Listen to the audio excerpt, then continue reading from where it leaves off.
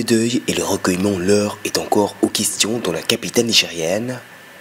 Le 13 avril dernier, ils étaient 21 élèves du préscolaire décédés dans les flammes à l'école Pays-Bas de Niamey. Le feu qui avait ravagé 25 classes dites en paillotes avait alors mis en lumière des défaillances jusqu'alors ignorées. Des enfants du préscolaire qui se retrouvent dans des classes en paillotes sur une voie publique et des fois qui sont construites de façon totalement anormale, déplacée. Donc les uns comme les autres ont dû normalement se rendre compte de ce que des événements graves comme ça peuvent arriver. Depuis, les incidents similaires se sont multipliés dans une vingtaine d'établissements de la capitale. Une récurrence qui interpelle les acteurs de l'enseignement pour qui la thèse criminelle n'est pas exclue.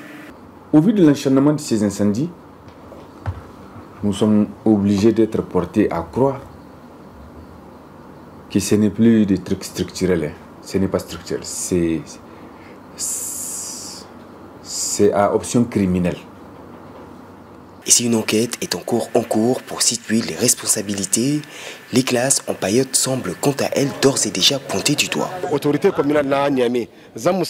Notre cri de cœur serait vraiment que les autorités construisent désormais des classes en dur plutôt qu'en paillotes et que nos enfants puissent enfin étudier en toute sécurité.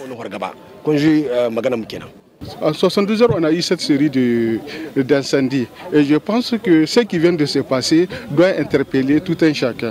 Le gouvernement d'abord, d'éviter cette politique maintenant de paillotes dans les écoles. Plusieurs suspects auraient d'ores et déjà été arrêtés dans le cadre de cette série d'incendies qui semblent viser les écoles.